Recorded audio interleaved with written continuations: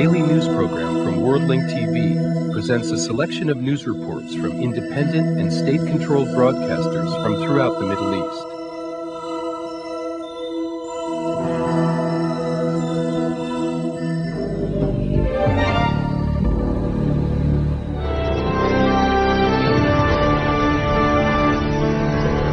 Welcome to the News in Brief from Abu Dhabi TV. In a speech at the summit in Sharm Al Shaikh, Egyptian President Hosni Mubarak calls on Israel to implement all its responsibilities outlined in the roadmap. Bush reiterated his proposal to establish a free trade zone between the United States and Middle East countries to guarantee peace in the region.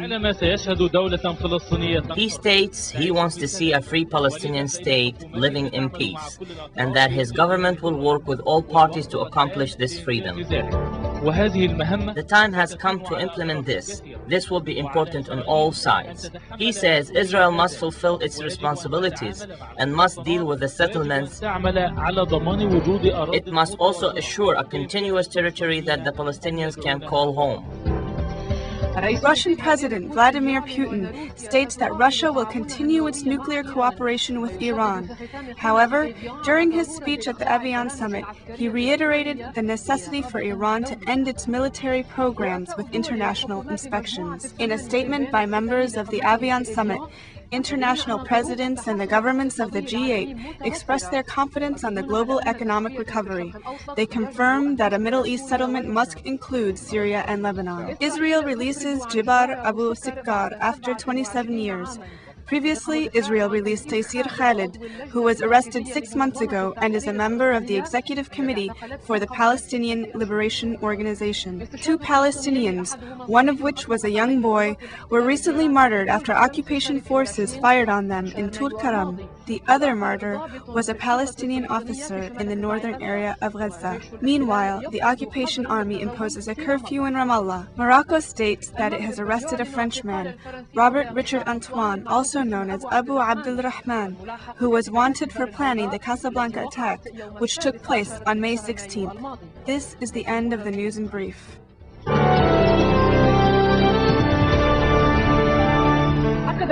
During the Sharm Al Shaikh Summit, the U.S. President George Bush emphasized that his administration will exert all efforts until the peace process reaches an end. Meanwhile, the Arab ministers and leaders focused on the importance of implementing the roadmap without any amendments. Despite the attempts to make the conclusion of the Arab-American Summit appears as a happy ending, there were many conflicting opinions on ways to solve problems, ending with 2 separate declarations. The language used in these 2 declarations is vague, reflecting the insistence of the participants to avoid the embarrassment of ending with sensitive issues. The fact that these issues have not been addressed in written form indicates that the members still disagree on many of them. The Arab participants who came to Sharm El Sheikh hoped that Bush would declare or at least hint to his commitment to implement the roadmap without any amendments. However, the Arabs did not include this clear demand in their official written declaration. We welcome the roadmap, which was the result of the vision of the Quartet Committee. It was accepted by both the Israeli and Palestinian governments. We especially would like to express our appreciation to President Bush, who personally guaranteed the complete fulfillment of the roadmap. We demand Israel to fulfill its responsibilities in a timely manner in order to build confidence. On the other hand, during the summit, President Bush discussed his commitment to help all the parties make difficult decisions without demanding anything specific of Israel. Then, he began talking about his amendments from countries in the region to open their markets, saying that a free trade zone will be established between the United States and the Middle East. He said that the Arab participants must realize the importance of freedom of expression and that they must fight terrorism in order to bring about peace in the region. Progress towards peace requires the rejection of terror. أي تقدم نحو السلام. All progress towards peace requires the rejection of terror.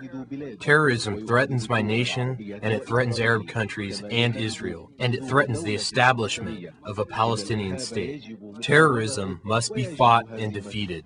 The Sharm Al Shaikh Summit did not resolve any issue concerning the roadmap.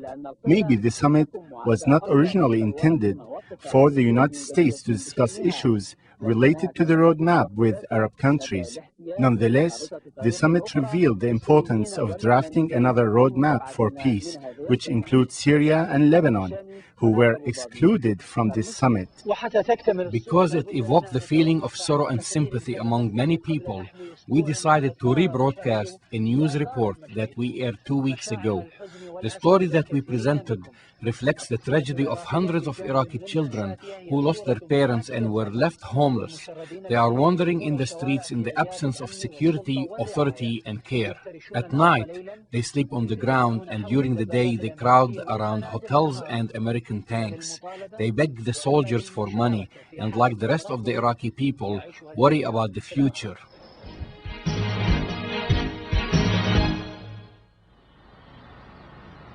When Baghdad fell, the media focused its attention on Al-Firdaus Square. Today, a new statue for the famous poet Al-Jawahiri is erected where Saddam's statue once stood. People generally ignore what is happening on the other side of the square. Children swim and play in the middle of the summer, but behind their smiling faces, there is a great tragedy. They became orphaned and homeless as a result of the chaos and political unrest in Iraq. All of us were in an orphanage. Since I was very young, I lived in an orphanage. But since the Americans made us leave our orphanage, we've been living in the streets. Because nobody is helping them, they spend their days playing under the trees. They get high and hallucinate by sniffing glue and other chemical substances. We have no jobs. Where can we go? We swim in this water and wander in the streets. These are the forgotten children of Iraq. The children make homes for themselves in the Firdaus Square until the day their suffering and homelessness ends. They are paying for someone else's mistakes and are victimized by the new situation in Baghdad. You can see their innocence from the way they play, but their childhood was lost in the midst of this difficult life. When the night comes, these children who are experiencing a miserable situation gather around the hotels in the city in search of a piece of bread or a few dinars. I don't want my future to be wasted in the street. I don't want to be selling cigarettes. We hear the innocent voices of children living in their own little worlds. They are playing and singing about their tragic life. علم هالقاع يا حيدر ويومنك تعذر شفيد عذاب تحامل دار شفيد عذاب تحامل دار الأم خيوط تجمع شداح الباب شداح الباب لك مايات تتوزع لك مايات تتوزع شداح الباب شداح الباب. المدار بروجرام هاشم أهل برا أبو ظبي تلفزيون.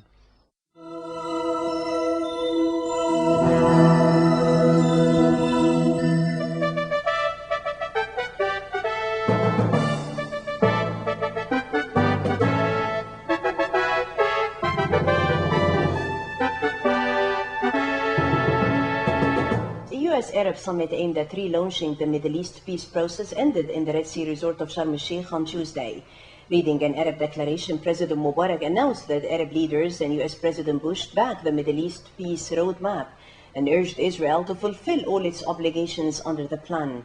In the American declaration, President Bush said that their summit made progress on the U.S.-backed peace initiative and called for the creation of a U.S. Middle East free trade area by the year 2013 as part of a bid to secure a permanent end to Arab-Israeli hostilities. The details about the summit in this report filed in by Nile TV's Nihal Saad. U.S. President George W. Bush and Arab leaders began their difficult walk on the road to peace when they met together here in the Red Sea resort of Sharm El Sheikh. Emerging from 2 rounds of talks with Arab leaders, President Mubarak and President Bush read out the concluding statement reached out at the summit. They both affirmed their common commitment to seize the moment to advance the peace cause forward. We meet in Sinai at a moment of promise for the cause of peace in the Middle East. We see the potential for unity against terror. We see the potential for the birth of a new and Palestinian state. We see the potential for broader peace among the peoples of this region. Achieving these goals will require courage and moral vision on every side from every leader. America is committed, and I am committed, to helping all the parties to reach the hard and heroic decisions that will lead to peace. The U.S. wanted Arab countries to declare their denouncement of terror and assert their support of Palestinian Prime Minister Mahmoud Abbas. President Bush praised President Mubarak for acting in Egypt's best traditions. I particularly want to thank President Mubarak. The United States values its strong ties with Egypt. By hosting this gathering, President Mubarak is acting in Egypt's best traditions. His predecessor, Anwar Sadat, was a leader for peace who had the vision to see opportunities and the bold heart to seize them. In this spirit, we need today. President Bush stressed that we seek true peace, not just a pause between more wars or intifadas. We seek true peace, not just a pause between more wars and intifadas, but a permanent reconciliation among the peoples of the Middle East. 4 issues topped the agenda of the first round of talks, namely the roadmap, Iraq, terrorism, and economic cooperation. Summit talks began with a closed session that lasted for more than an hour, followed by a second expanded round with delegations of all countries participating. Acknowledging the difficult process, President Bush pledged to work unabated for the goal of Israel and a Palestinian state living side by side without bloodshed. Following a path that has turned into dead ends for other presidents, President Bush was trying to narrow the differences between Israel and the Palestinian leaders before he meets with them on Wednesday in Aqaba.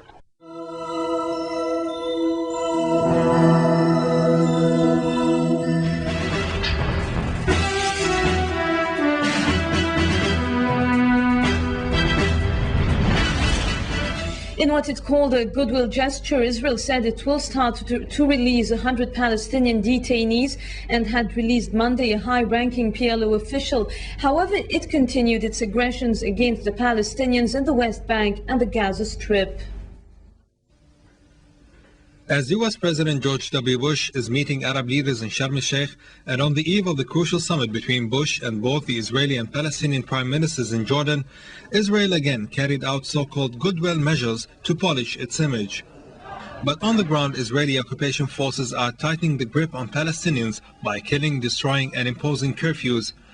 Earlier on Tuesday, the occupation army destroyed the family house of Jihad member Zahir Ghanem, leaving 6 of his family members homeless. The Israeli army also detained 7 Palestinians in the West Bank. Earlier on Monday, the Israeli forces killed a Palestinian officer with a bullet in the head as he sat inside a security post in the northern Gaza Strip. The death of 47-year-old Nasser Abdel Qadir Bakr brings the number of Palestinians killed by Israelis to more than 2,400 martyrs. At the same time, Israeli bulldozers operating in the Strip raised the Palestinian security outpost and another one belonging to Force 17. Meanwhile, Palestinian youth hurled stones at occupying troops in the West Bank town of Ramallah as they attempted to impose a curfew. Our correspondent in Jenin reported that Israeli occupation forces have cut off West Bank roads and isolated its towns and villages. He also reported that the Israeli army is besieging Balata refugee camp, where occupation forces occupied 4 houses. Israeli radio claimed that these measures were taken because security corps have received a number of alerts about 2 Palestinian fighters who left the city to execute a military operation before the Sharm El Shaikh Summit. Amid these aggressions, the Israeli government anticipated any comments against its aggressions during the Sharm El Shaikh Summit and started Tuesday releasing around 100 Palestinian detainees. It earlier released Taysir Khalid, leader of the Democratic Front for the Liberation of Palestine, after detaining him 6 months ago. Israel also agreed to release Ahmad Jbara Abu Sukkar, who was arrested 27 years ago for carrying out military operations against occupation forces. Moving to Iraq, where tension remained high, U.S. Central Command said in a statement on Tuesday that a U.S. soldier died after attackers fired small arms and rocket-propelled grenades at a checkpoint near the Iraqi town of Balad. Also, hundreds of Iraqis demonstrated in the capital over the brief arrest of a Shiite dignitary by coalition forces. Meanwhile, talks continued between Iraqi factions and U.S. occupation Governor Paul Bremer over an interim administration after the U.S. administration decided to scrap the awaited national conference. Several Iraqi civilians were killed and injured when U.S. troops clashed with demonstrators in the western town of Ramadi on Monday. The Iraqis were protesting the presence of U.S. forces in the town.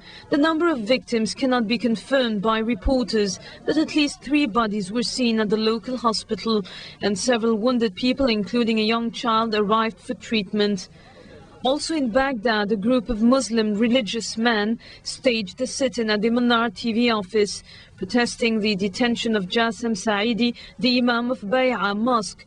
The protesters issued a statement calling for the release of the cleric, announcing a demonstration on Tuesday at the Mansour Mosque in Baghdad. The statement also urged Iraqis to stop cooperation with the US-led occupation. Meanwhile, an interim administration is to be installed in Iraq within 6 weeks, headed by a political council that will appoint ministers in waiting. The US occupation authority will appoint the council following what it said would be wide-ranging consultations with Iraqis after a decision by American Governor Paul Bremer to scrap a promised national political conference that had already been twice delayed. Several members of the group of 7 leading Iraqi politicians, most of whom are former exiles, said after a 2-hour meeting Monday that they did not accept Bremer's about turn. Kurdistan Democratic Party Hushair Zebari said, "We are still sticking to the idea of holding a national conference," adding that the party was still keen to continue a dialogue with the coalition. The Shiite Muslim Supreme Assembly of the Islamic Revolution in Iraq said it still wanted to see an Iraqi national government chosen solely by Iraqis. Meanwhile, Bremer said that recruiting for a new Iraqi army would begin by the end of the month after demobilized soldiers mounted a fresh protest outside his Baghdad headquarters. Bremer gave no figure for the size of the new Iraqi army, but in recent days officials have said they expect it to number some 40,000 to 50,000 personnel, a tenth of the nominal fighting strength of the former army.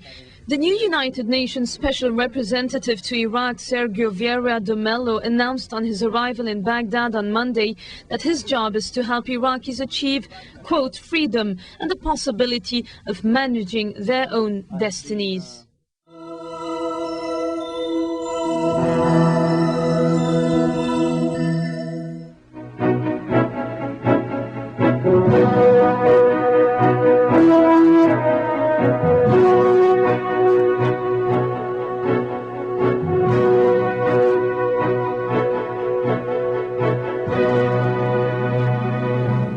Israeli occupation troops continue the siege imposed on Beit Hanun for the 3rd week running.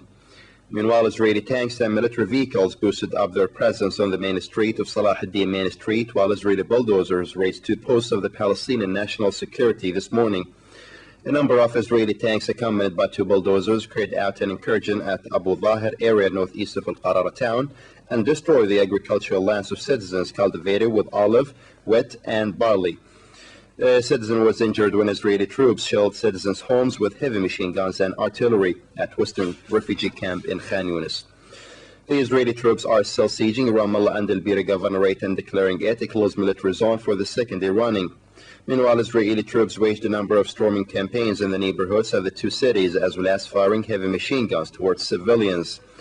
On the other hand, Israeli troops set today a number of provocative mobile checkpoints inside Ramallah and El-Bira, as well as searching citizens and stopping cars. Witnesses said that a number of Hammer military jeeps set checkpoints on Al-Irsal Road northwest of Al-Bira, and they chased citizens and cars in the area near the PBC towers. The Israeli soldiers raided early this morning Bethlehem and imposed a military curfew on the city, where tens of military vehicles stormed Al-Hrizat, Al-Fawagra, the Old Market, and Al-Mdabbasa area amid intensive firing, as well as storming a number of homes and assaulting their owners. In Nablus, Governorate non-citizens were injured during confrontations with Israeli soldiers when Israeli military vehicles rolled into Askar and Balata refugee camps. On the other hand, Israeli troops caught in the siege imposed on Qalqilia and Silvit governorates and forced citizens to wait for a long time to search them and notice their identity cards. Families of prisoners and detainees in Israeli prisons handed up this morning the Jordanian ambassador to the PNA, Jamal Abadi, a message to the Jordanian monarch King Abdullah II on the occasion of Al-Aqaba Summit slated to be held tomorrow.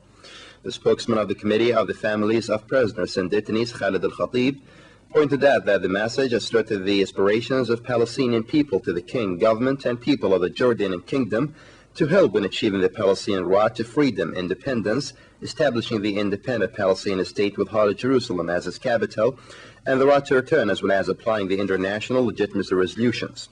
Al-Khatib added that the message called on King Abdullah to use his regional and international way with U.S. and Israeli sides to end the file of prisoners and detainees, as well as releasing them. In turn, the Jordanian ambassador welcomed the committee, asserting that the issue of detainees will have full concern by King Abdullah and the Jordanian government and people, asserting Jordan's stance of supporting Palestinian people in the PNA in all issues, including the issues of detainees in Israeli prisons.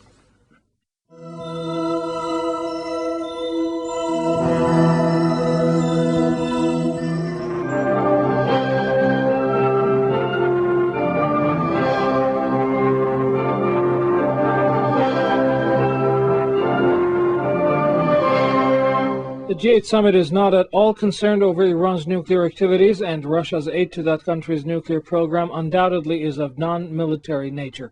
The remarks were made by French President Jacques Chirac on Tuesday in an address to the concluding session of the 8th Industrial Countries of the World held in Evian, France.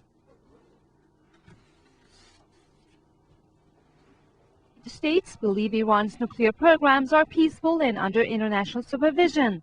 Also speaking on Iran at the G8 summit, German Chancellor Gerhard Schröder announced the 8 industrial countries' leaders believe that Iran will not become a second Iraq. Meanwhile, speaking at a press conference in Evian, Russian President Vladimir Putin asserted, quote, Iran is our neighbor and Moscow will continue its nuclear cooperation with Tehran. Referring to U.S. efforts to make Russia halt its nuclear cooperation with Iran, Putin said Moscow opposes any move to manipulate Russia in an alien competition, an example of which can be related to Iranian market. A U.S. Congressman, Henry Vax, in a letter to the White House, discredited documents to back a claim that Iraq might have possessed nuclear weapons, calling on U.S. officials to present their justification for waging war on Iraq. Influential lawmakers from both the U.S. Republican and Democratic parties on Sunday demanded strict probe into reports released by the U.S. intelligence services on the alleged Iraqi access to weapons of mass destruction and likely distorting of those reports. Despite the objections, the U.S. Secretary of State Colin Powell on Tuesday once again reaffirmed that Baghdad is equipped with nuclear weapons and that Iraq had used such weapons against neighboring Iran in the late 1980s. A brief look at some other important stories. Tomorrow, June 4th, marks the 14th demise anniversary of the late Imam Khomeini, the architect and founding father of the Islamic Republic. Many caravans from different parts of the country have already arrived in the Iranian capital, while many others are on their way to attend the morning service. Some 400 domestic and foreign correspondents are reportedly to give coverage to the morning ceremonies.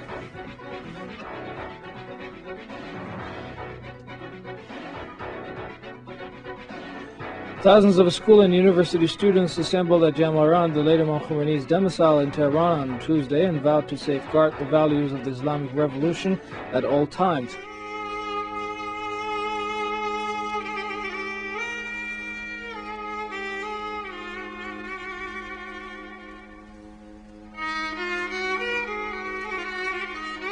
Mosaic, is made possible by a grant from the John S. and James L. Knight Foundation, which promotes journalism excellence worldwide and invests in the vitality of 26 U.S. communities, and the William and Flora Hewlett Foundation,